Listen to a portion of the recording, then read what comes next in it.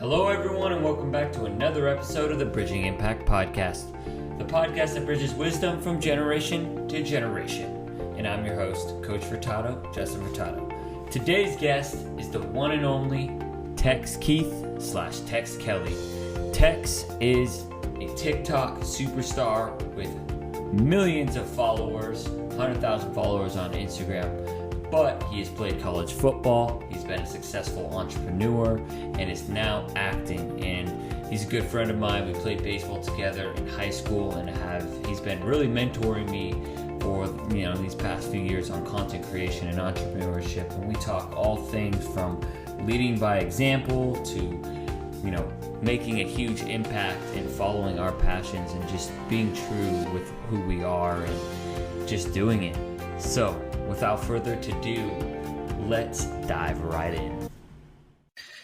Hello and welcome to the Bridging Impact Podcast, Tex. I'm thrilled for our conversation today. For those listening, Tex is a good friend of mine. We played, baseball together, we went to high school together.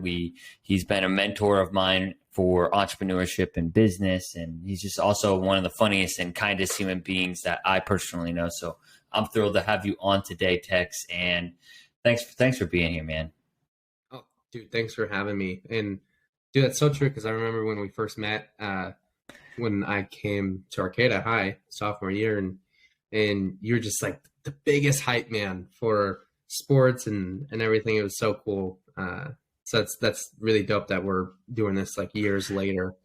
Years later, yeah. No, I'm still a hype man, except now I'm just hyping up the kids. And so with that, exactly. The first question that I always ask our guests is, what is your definition of impactful leadership, and how does it apply and show up for you in your everyday life?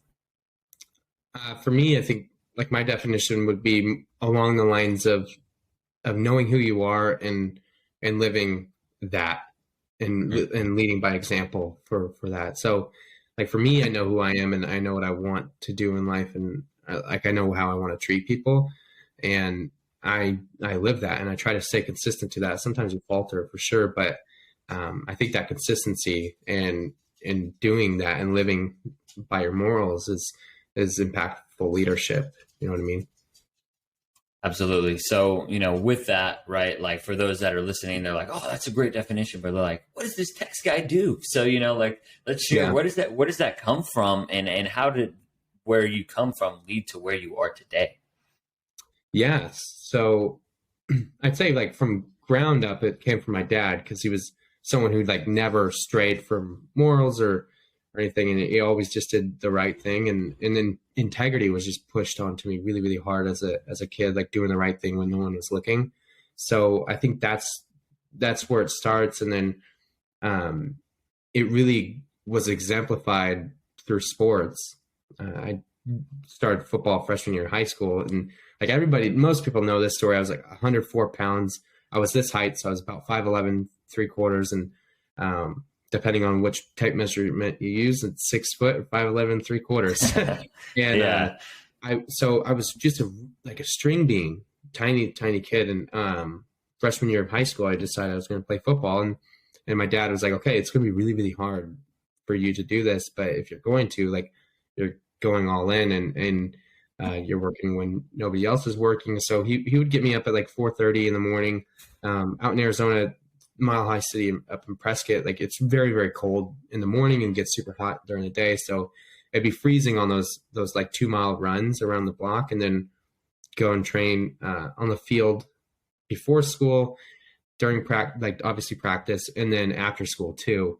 And then sometimes even after practice, run or put like a weighted vest on and do that. And so that's like my life every day. And I stayed really consistent to that and made varsity my freshman year. And that was really cool. It was something that I was just like kind of blown away by. And that was like really my first taste of leadership, like being shown and doing everything by example and working harder than anybody else in the room, just no matter what the circumstance is or whoever else was, the technical leader. And then sophomore year, I moved to Arcata, and this is where like the doing the right thing and like really sticking to your morals and and all that, like really stuck because Arcata was like a losing program, and it was even when I terrible. graduated there. And I had the opportunity to move to 2 different schools at the time, and I was like, you know what, I'm just going to stick with it and lead by example and show like if I can make it, which was like, you know, you have that dream of making it regardless of whatever program you're at, and then you have the dream of like, okay, I'm on a losing program here, and if I can make it and show that I can make it, then there's really no excuse, and hopefully it kind of inspires someone or the next generation. So I did that and got like first team All-American, first team All County, and then was invited to like the All-American Combine and for the U.S. Army All-American Bowl, and got some like other awards and accolades that don't really matter, but the lesson in that was like it just living by example and not having your circumstance be an excuse to go after what you really want and to really put in the work. And I mean, there was like 6 days in those 6 years that I probably took off, and like that was pretty wild. So I didn't end up making it to college and playing college ball for a second, and then I got into business, and that was really cool because it was there's a couple of learning lessons there, but it really taught me like all of this stuff that I worked through with sports applies to life too, like showing up, working harder than everybody else in the room, leading by example, doing the things that you don't really want to do, and doing it anyways to get stuff done and to move your team along. So that was like a huge thing.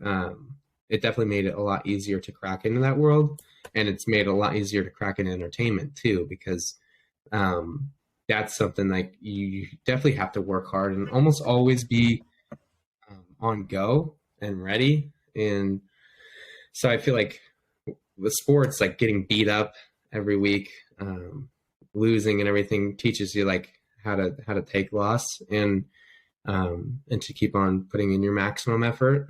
And then like with business, it was the same way, and dealing with people. So like, yeah, that's kind of like where I'm coming from in leading with like leadership. And yeah, I think just trying to be you throughout the whole process and working hard, and you know, whoever watches it, they're probably going to get something from that.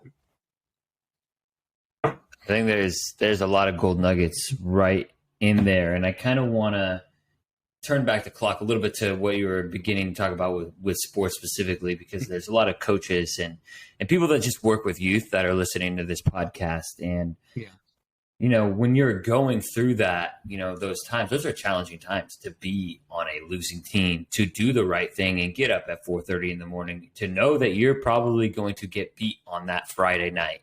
Yeah. You know, and that you have that your offensive line, you know, God bless them, and you love them as people, but maybe they weren't the most skilled, you know, football players, yeah. Right? Yeah. What kind of mentors and coaches did you have around you to help get you through those moments? You know, what's interesting is because I was talking with my girlfriend the other day about this, like formal mentors and informal mentors. Mm-hmm. Formal mentors are like people you really have in your life and you can talk to and everything. And then informal mentors is like, you know, for me, it'd be like Gary Vee, like reading his book and right. or watching, you know, their like podcasts or something. So I didn't really have too many formal mentors. My dad was that with sports and just in pushing me and never letting, you know, me make an excuse for not winning or anything like that. Like so that he was my formal mentor, a little bit with my coach, but I mean, there's no drag on him. I just don't, you know, it's just not, I don't know, probably not the right program for him, or maybe not the right circumstance with the schooling or whatever it may be. But he definitely had the cards stacked against him for that program. And then for informal mentors, man, looking up to like Russell Wilson, I used to watch Johnny Manziel game footage until like 2 a.m. in the morning, and then get up sometimes at like 4 or 5 and get ready for school and everything. But I was just so obsessed with like the greats and seeing how they did it. And like Russell Wilson's story was something that really, really inspired me in high school. And then I got to train with him twice, junior year and then senior year, or right before senior year. meet Kurt Warner and Michael Irvin and those guys. And Frank Clark, who's now a linebacker for the Kansas City Chiefs, like his rookie year, I went up to Seattle and met them all in the hotel. And that was just so cool. And in watching these guys and kind of emulating their style, Russell and I were the same height. So it's like, I knew that if he can make it, I can make it, and I was almost delusional with it because I thought I was like, I'm going to the NFL. I'm going to win this week. I knew I was going to get beat up, but like, I thought every single time going into the game that I could win, like I can help us win. Like we can actually do it. So I think having a little bit of delusion in it definitely helps and takes it a long way. Cause like the one game that we won, I do remember that. That was crazy, and like I rolled out, it's like 6 seconds left on the clock. And it was to tie it with Hoopa. And I knew where Tristan was going to be, big old Tristan Espy. I knew where he's going to be. And I throw it there and I get clobbered. He catches it and we go into overtime. And then that first play was a run with Malik and we win.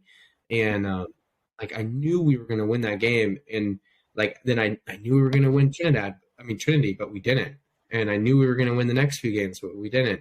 And I think having that like positive mentality just helped me play at a higher level and never let an excuse happen and it really made me like better as an athlete too. Cause they just giving you your maximum effort and getting pushed outside your comfort zone, you're going to grow. Absolutely.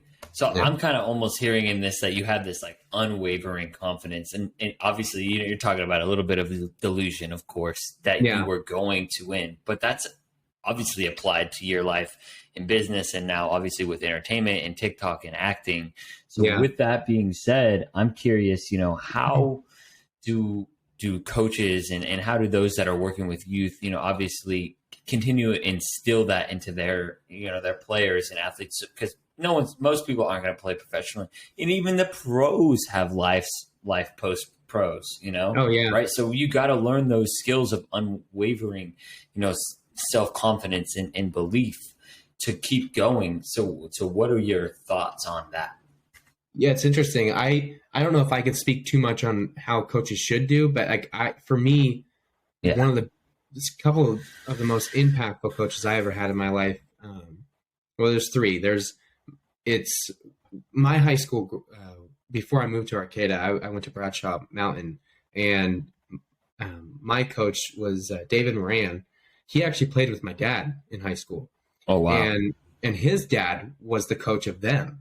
So we got two Morans, Steve and David, and Steve was like so impactful on my dad, and then the next generation with David. David told me, as soon as you cross that white line, like the goal is just to get better, like an inch every single day, like, and eventually that just compounds, and you realize, you look back and you're like, holy shit, look at how far I've come, and like that's kind of like something I would instill, like to get better just a little bit each day.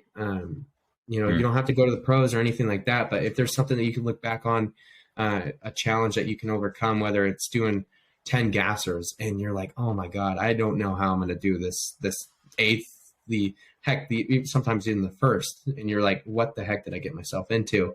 But you hold on to that, like that bottom line of like, I'm trying to get 1% better today, and I'm trying to move my team forward. And I think it helps to like really have your team in your mind too, because you want to push them and you want to inspire them as much as you can too. Like I never did a solo sport, I've never done like tennis or golf or anything like that. It's always been team sports, like baseball with you. And even though I didn't get to play that senior year, it's like so cool of like, I know I'm gonna work hard with these guys and at least bring that energy, because your teammates can feel that for sure. If you're working hard, if you're positive and you're pushing your teammates around you, it's gonna help them too.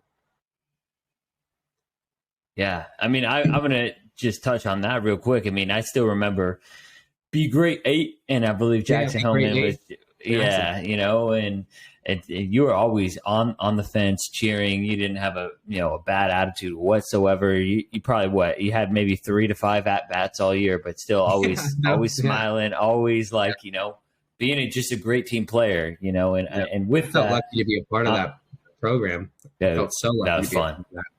That was so much fun. I mean, that team made Arcata history, so it's had some really, really great players. You, Wyatt, Adam had a great year, junior year that year. Geronimo and Gmo, you really brought it home for us too. You talk about living up to the moment and the challenge. You twice, I think that year, we wouldn't have won or even gone to the championship had it not been for you. And so it's you live up to the moment and you have your team around you. I think if a player is negative, they're not going to bring that out of their teammates. So I think everybody being on board, and then that situation being present to you, your attitude impacting the rest of the guys, just made for a perfect combination in a storm of excellence and high standards and ending up winning a championship. And I think all the players that year were really on it. Wyatt was really on it. He got so freaking into it. I think one time we were playing Kelseyville or something like that, and it was just so cool to that's a winning mentality. And then we won, and that's it just goes to show you got to really be on board, and each player has such a huge impact, bigger than they know. Yeah, so much bigger than they know. And I think that team was special though. And I think that team was such a team. If I ever think about a team, we enjoyed hanging out with each other and thinking back to it, we enjoyed hanging out with each other without getting blitzed or drunk. We actually genuinely liked hanging out. And I think that was different. And I think that kind of goes to the genuine specialness of great championship teams is that they actually enjoy one another and encourage one another and uplift people. Because I can think about all those fun memories when we were traveling. I still have that picture from all of us when we went to the A's game, and George, so just those memories that just last forever. Yeah, and that will last forever. That was my first time ever going to watching a professional baseball game, was with you guys. And so that year was really, really cool for me. I may have really ruined, crazy, man, hurt my elbow, throwing with Adam. And, probably for sure. That game was, that whole year, that season was just amazing. And I think about that a lot. And even Jackson's dad buying my championship ring for me too, because my family, we couldn't afford that, and he did that, and that meant a lot, man.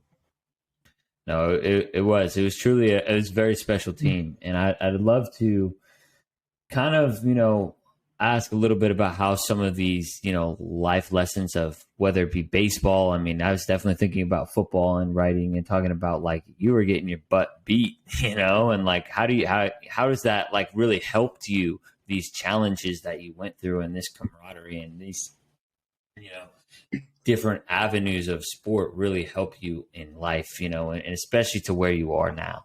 Mm-hmm. Well, I think every challenge that you kind of come across just prepares you for the next one.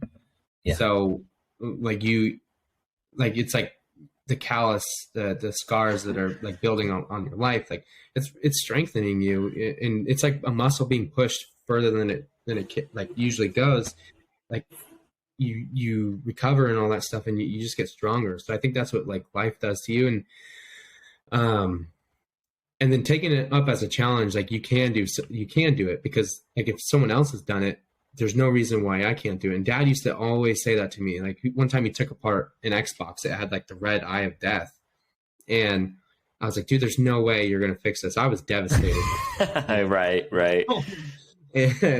And he literally took it apart, and his hands were way bigger than mine. And I have no couth with that stuff. And he took it apart, he put it back together, and it worked again. So, and his explanation was, somebody put it together. Somebody made this. It's definitely possible, and you just figure it out. And so that's always helped me out is like, you figure it out. And, and there's like the challenge of like, ooh, if I could do this, like, it just adds to a really, really cool story and a lot of lessons to be learned, making it to like college and getting accepted, and even like having a walk-on opportunity at U of O. I remember that like time that was just so wild and so high with emotion, because like junior year I had negative rushing yards because I was sacked so many times. And that was wild, Yeah. Linemen are like the size of you. Like it just doesn't, it's not a good combo. So like I looked at that season and I put like 0-10 up on my wall. And every morning, I'd do my run, and then, 100 to 200 sit-ups and push-ups, and then go and train. And as I'm doing the sit-ups, I'm like, every time I'm getting up and I'm looking at that, and even on my locker, like there's these small messages like, why not you? That's a huge one that Russell Wilson had said when they won the Super Bowl. And that's a big question, because it's like when you ask that, you're like, okay, well, you open up your possibilities, and you say, well, why not? Like, why can't I be the one to do it? And if anyone's going to do it, like it should be me. And so I was like, if anyone's going to come out of this program, like, and go to the next level as a quarterback, and with a super, super losing record there, like, why can't it be me? And so I did that, and I was really excited to do that and work hard. And I think it really did make me better as an athlete, because I knew that like I said, the delusional I want to win and I'm going to really push me. And I got so much faster. Like I like junior year, I went from 135 to 185 in weight. I had a lot of potatoes, a lot of peanut butter jelly sandwiches, a lot of like rice. And then, so I was a little heavier, still all right with the speed. But then that junior year going into senior year, I really focused on getting fast and getting so much stronger. And that helped going into senior year, because I got sacked here and there, but I wasn't getting sacked near as I was, because I was much more, I'll flee out of the pocket and run, or go right into the linebackers. I didn't care who it was. And that really did help to sharpen the skills and your toughness. You get tougher every time.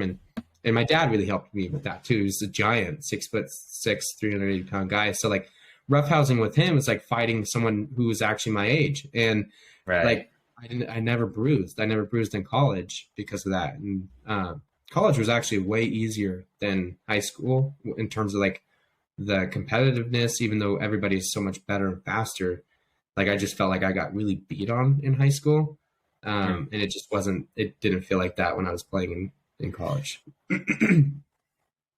Yeah. So, I mean, it felt like it's almost just like it gave you those calluses, that toughness, that thickness, that why not me mentality that has really kind of catapulted and propelled you to where you are, as a TikTok star today. Right. Yeah. And as, an actor, and like, it's like, seriously, why not you? And I remember watching, I've probably seen this video multiple times of you asking your dad, like how he took care of you and your brother, with limited resources. And he just like, I just figured it out. Yeah. And I think you just you just figure it out. You just did it. And yeah, he's like, I just did. And like, it's always cool. And that's why I like, one of the reasons why I really love my girlfriend too, is she's like a mom of 4, and she really, there's never an excuse, and she's still working too. And, you just do it. And once you get in the mentality of like doing it, then you kind of, everything else, you figure it out. And, like whether you can or you can't, like, if you don't believe you can, you definitely won't. Definitely can. But if you believe you can, you just might, and it might be the odds, and you figure out the structure that you need to succeed and make those achievements and all that stuff. And, but yeah, your mentality is just so there. And I think yeah, like the more you lose and everything, like you're given options every single time to keep going, to keep getting stronger from it. There's always lessons to be learned, and whether it's through loss or not getting your way with certain things, like yeah, there's always something, a silver lining, as they say. Right. Yeah, no, and silver linings can be tough to like, understand in the moment. Yeah. And really just like grapple with, because sometimes like I know for me, like something that has a recent challenge is moving to LA and like being a big city, like, and living in downtown LA. Like I was just so far out of my comfort zone. It like rattled me. It shook me. It like shook my confidence. But now like I'm a year in and like I'm loving LA, and like I feel like I'm a more confident leader because I went through it. I worked with people that, have barely spoke English, and I figure out how to communicate in different ways and just, be a better person all around and work for people from different cultures and how to navigate traffic and like just doing different things. It forces me to grow and become a better human. Yeah, definitely. And it's really cool that you say that, because I felt every time I go to LA, I feel so intimidated for a second, just because of everything that there is. And I'm just like, holy shit, like this is a lot. And but then it's like it's like all these things, all these thousands of things that are in your face, and all like the big stuff that's billboards. Yeah. It's like you can be one of those things for sure. And like you can stick out because they've done it. And there's projects that I don't like, and I'm like, I don't know how on God's green earth that works. And so I'm like, I could do that. And so it gives me a little bit of perspective there. It's like, it's intimidating, yes, but it's possible. And like it's almost motivating at that point, because you see like there's so many projects, and it's just getting in front of the right people to get yours through and to get you to be seen. And it pushes you harder to just keep on doing what you're doing and keep on that path.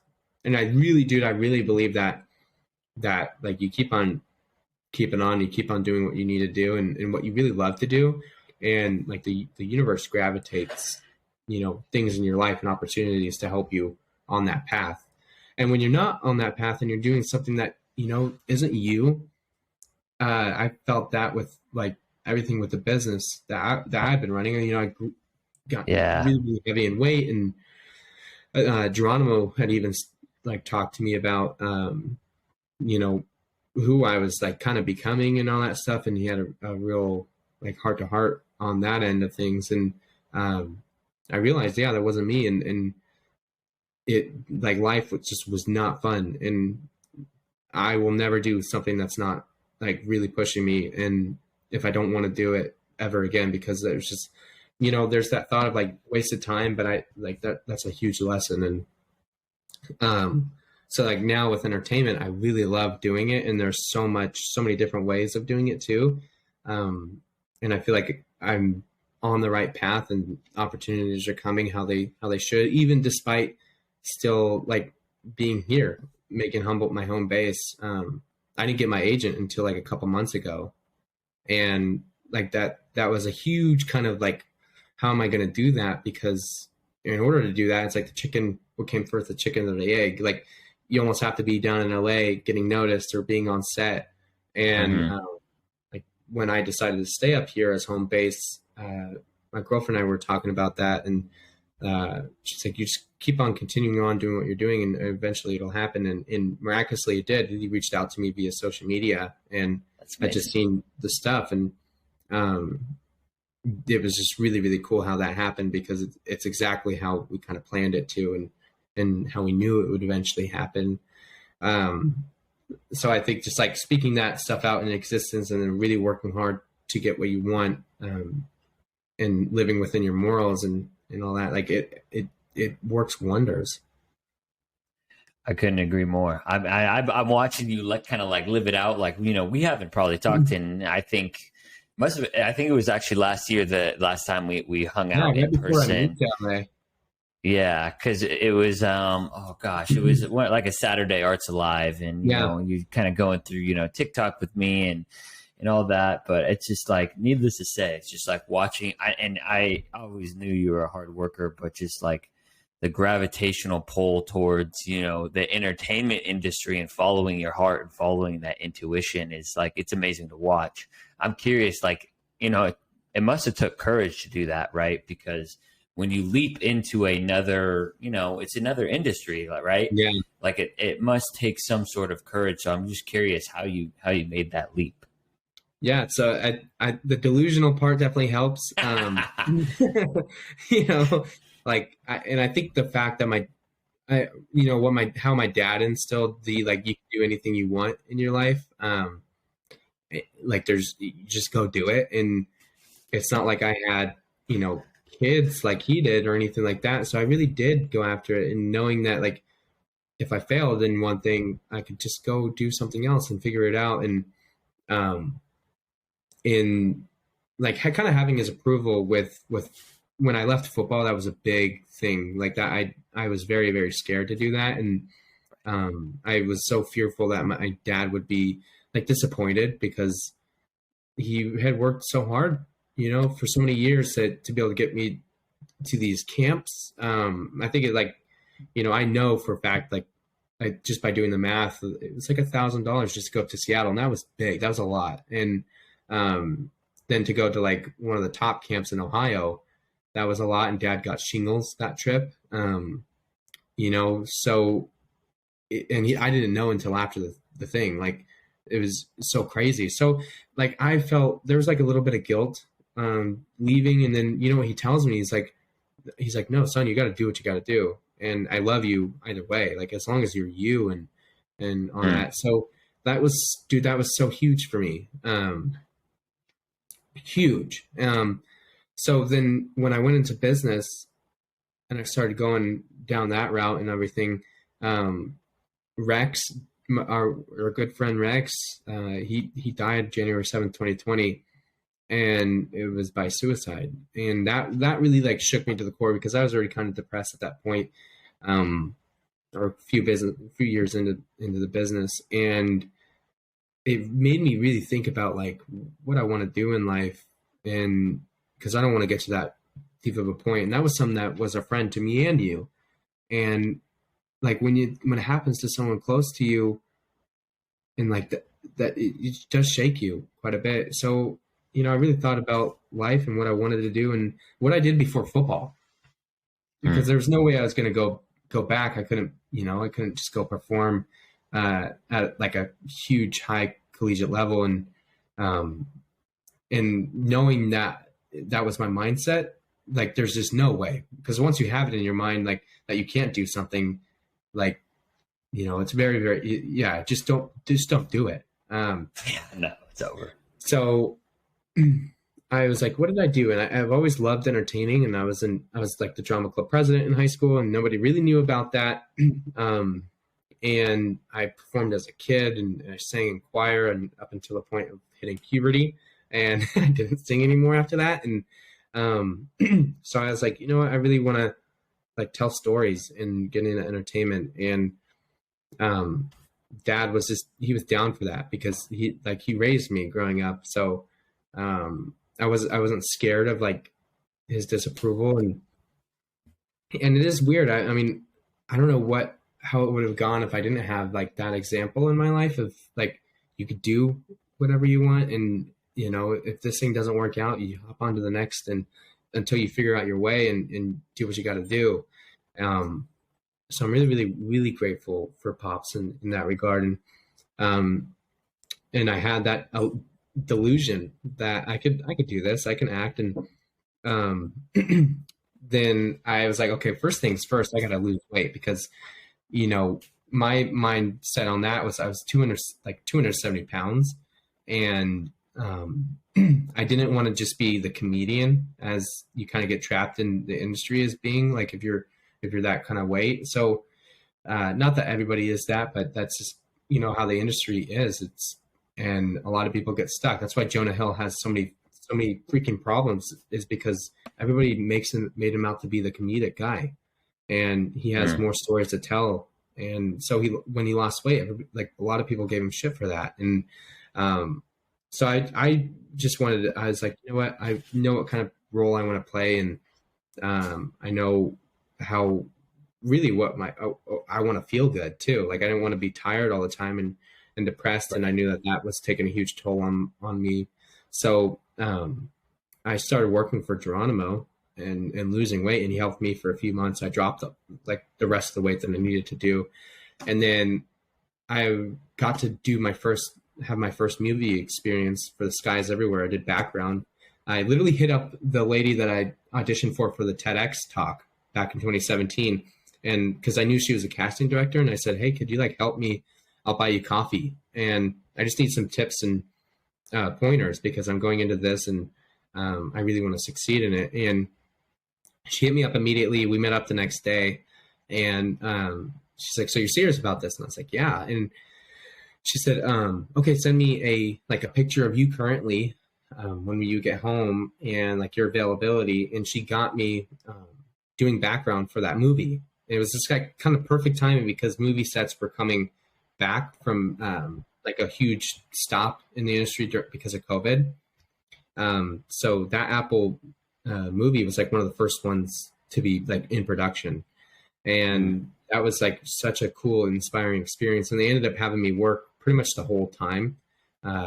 So that was really cool. It was like a month and a half. And I was just like, yo, this is exactly what I want to do, because seeing how everybody's a team on that. And if you mess up, like you're not only wasting your time, but you're wasting everyone's time. And there's so much money that goes behind it. So it's got to be a smooth running machine. And like the people that work on movie sets are so underrated.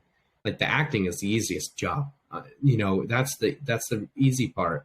The setting up, the directorial leadership there, that's huge. And I loved seeing it. I loved seeing like the process. And so I was like, okay, I'm all in. And I told my dad I was going to move down to LA in February.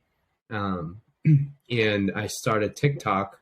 I got like a new account on TikTok and like posted with Pops, and that one blew up, and then the next couple blew up, and I was like, Dad, like I really think that this could help open up doors in the industry, and people were really nice about it on there too. That really helped.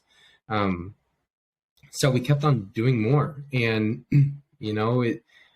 it went from moving down there in February to moving down there in July, and we ended up doing like 600 pieces of content together, blowing up, getting a couple million followers. And then it was time like to go down there and take that step. And then a month later, and Dad passed away, and that was really, really tough. And, obviously still is. And, I came back up here and really grounded, and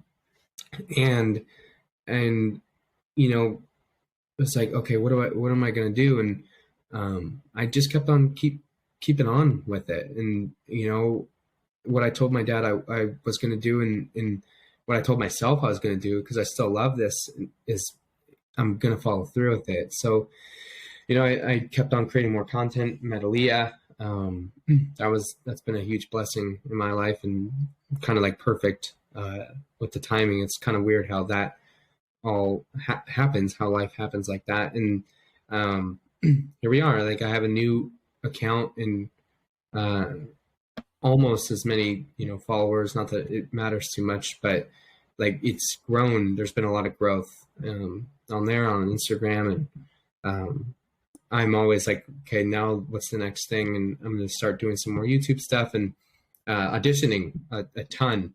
My agent, Nick, he's amazing. And I think I did like 5 or 6 last week, which was like a lot, because there's so many scripts. You have to learn the character and then get that over to them, and soaking it all in. And, I feel like I'm really lucky to be able to do all this stuff. And it's just every single day is just one step closer to that goal of the Oscar speech. And I keep having that dream, and dad's there too. So it's really cool, man. It's every day is different, and just taking it day by day. Yeah, I mean, I appreciate your vulnerability in sharing all that, and sharing the wisdom that you have accumulated from this challenging last year. It's been Hmm. challenging, and Yeah. there's a difference between losing in football and baseball and any sport than losing the people around that matters the most. Like I can't even you can't even put it into words. Mhm. So the one thing I will say on that is that, I know that your dad is super proud, and that the fact that, you're living through him, it just, I see you inspiring the next generation of people through acting, through humor, and you talk about that. So I'm very proud to call you a friend and have you on this show. And so, Oh, I really appreciate I that, man. yeah, I just want to just let you know that I appreciate you. And, with that, just sharing all this wisdom and knowledge, like with me, like I always like, I've kind of always looked to you kind of like a mentor to me, because you've been always just a little step. Like I'm always been like, I started to get into business right after you, and I started getting into, creation right after you. And it's like, I'm going to steal a little bit from what Tex is doing here and just try and be a little more resourceful like him. But Yeah. yeah, I mean, needless to say, I think, it's amazing. It's amazing how far we come in a journey and what happens for us in life. Yeah. Yeah, definitely. And it's, that's cool. I mean, as long as you're having fun with it and you're working hard and everything and, taking care of what you got to take care of, like that makes it a lot easier. It, it sucks like not doing what you really want to do um, doing it around people that you love too. I think your Mm, environment really helps. mm, Um, and yeah, it's like obviously, not, I mean, being too positive doesn't help necessarily. I right. mean, there's people who are like way too positive and then they really crash and burn. But like Yeah.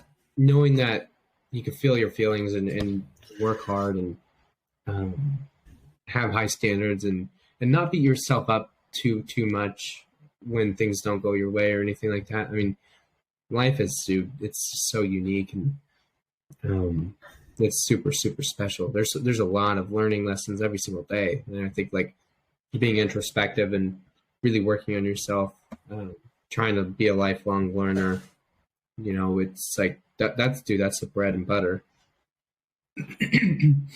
Yeah, that is a bread butter, and you said it right there. It's just it totally is about the people around you, and I think about that every time. Like I love working with youth, and I love working, and giving back to the next generation, coaching basketball. But I like, I think back to, okay, Boys and Girls Club when I was here in Eugene, right? The reason I loved it was because of the kids, the people, Yeah, and the people I worked with. I think about, obviously for us, high school baseball, why I didn't love winning championships because I was the only person on the team. I loved it because I loved all the people on my team. And I yeah, rode the bench in basketball, but I loved that team. And I had a great group of friends in college because I loved those people. Like it's amazing what happens when people come around and yeah, yeah. We're social so creatures. support you. We're social creatures. That's a. It's. I mean, you look at like why depression and mental health issues like rose, like really skyrocketed during COVID is because we weren't around people and Yeah. we weren't, we weren't being what we're designed to do is like socialize and build community. So like that right there, like Mm. it's just so it's important. So And important. I surrounding know yourself with good people. personally, yeah, good people, but I know I personally experienced a lot of anxiety during Yeah. the pandemic, and I don't even think I really realized it either. Like, I thought I was just spending so much time in my head, and like Yeah. I'm still like unlearning it because I was like always hanging out with myself. I had to like I actually it helped me in some ways. Like I helped build a better relationship with myself, but in some ways I went like too deep into my own head and just like was Yeah. just totally in my own world, right? And I'm just like I can imagine with you, like, and when you're creating content and you're always on the go, like, how do you balance, being like present, like with the people that matter most and like also like your content grind? Yeah. Oh, that's interesting. It's ooh. Yeah. Well, a couple therapy sessions into that, like Yeah. definitely finding the balance and, you know, giving them, I think giving the most to, like, if you're with a family, like being present with that, like dad and mom got on me a couple times with when I was like, on my phone, and then Mm. living in with this situation with my girlfriend and her four like beautiful kids, like when I'm here, like you never really have to worry about me being on my phone too much, and like I take like the kind of like that parenting aspect. She takes it very serious, so I you gotta be there for that, Right. and then you realize like your influence is so huge, like for kids and everything. It's incredible. So like if you set that example of like being on your phone all the time and not being present, then Mm-hmm. they're going to follow Mm-hmm. line and follow suit with that. So there's anxiety with that, and it's like you really don't. I was like, I don't want to fuck these kids up. You know what I mean? So um, I definitely like I enjoy being present with my friends, and um, I take like that, like you not having to worry about me being on my phone all the time, very, very serious. And dad wasn't on his phone, and he actually hated his phone. So No that really surprise helped. there. I got to spend so much time with him, and Yeah. the way, despite him having to work all the time, like he brought me along uh, jobs with him. And that was the way that we got to spend good quality time and have so many conversations, and um, just so much wisdom. So I think like knowing that I was loved and everything and reflecting on that and reflecting on like how I am here, it helps out so much because I know that like I could do that with these kids and, future possible other children that, her and I bring into the world, and that's a Right. really, really cool thing because I had the blueprint right in front of me, and it's just basically Mm. reading that book of life that dad kind of passed on. And um, that's yeah, it's really cool. Being present is it's awesome. So I think like maximum effort in everything you do. Like if you're home, you're home. If you're at work, you're at work. If you're, on the grind for content, you're on the grind. And then something that Mm. really helps too is there will be like stuff that happens just on the go, and I'll think of an idea, and if there's a free moment, then Yeah. I'll take it and do it. And having a little bit of structure to that too is important. Yeah. So definitely nowhere near the amount of time to write content that I had, but it makes you think like structure, like more structure with that is so important. And then really getting the most out of the time that you do have is important too. Like I don't have near as much time as I had before, but like I've grown even on the Simply Text channel. It's like, uh, really, really big because I do get the most out of the small amount of time that I have. And I think, my therapist and even my girlfriend says I might have like a little bit of ADHD. And I think that kind of helps when going from thing to thing, because I can't focus Mm. on something for too long. Okay. And I've been like that since high school too. I used to like chunk out my tasks in 15-minute increments. And like when you have such little time to work on something, you really, really do get it done. And Mm. like when you're like high anxiety too, like you do that. So that definitely helps. Yeah, setting the tone and just getting it done. So, I mean, yeah, there's no other way around it. And honestly, I definitely, can testify to that. Sometimes I'll be like, I'll mark out like, oh, I need an hour to create content. It's like, I just end up wasting time for 45 minutes Yeah. thinking about the content. So like, honestly, when you're busier, you're like, I ain't got time to think about it. Let's get it. Yeah. If you don't have time, just go after it. And, ideas kind of fly out there. And then, Yeah. when I was at David Dobrik's house, and I learned a lot from him in those conversations and how he does it. Like he edits all his movies off iMovie, all of his YouTube content off iMovie. He has a Canon like 80D camera with no mic on top. It's like it's very kind of bare minimum stuff, like a 18 to 135 millimeter lens. He does like that thought on resourcefulness. Like he doesn't have like the crazy stuff that Jake Paul has, or some of these other bloggers have, or make excuses why they can't go because they don't have that stuff. He just does it, and it's worked for him since the beginning, and he still does it. He still holds that standard. So it's really cool to see that and learn that, and a lot of his ideas just happen on the go, and rolling with that, and knowing that that's totally okay. Like, you don't have to have like 50 million ideas written down and chopped through. Like, you just kind of have to get going with it. And that's a lesson in life too. Like, if you want to play sports, or if you want to start a business, do it. Geronimo did it. Like, he decided, he had that truck within 3 days, and it wasn't like a crazy big truck. It was a $750 beater. Right. And, he just did it, and Dad just did it, So I think it's really cool, like, watching other people do it and knowing that, okay, I could do that exact same thing too. And, that long ass hike to the mountain is so far away, but you just keep on going step by step, and eventually you're there. And then you have the next adventure, and it's climbing up the mountain and achieving that. And there's so many different mountains in life, man. Like you have a mountain with coaching and impacting people at such a huge level that you're doing. Like, it's taken a long hike to get to that mountain, and now you're climbing it.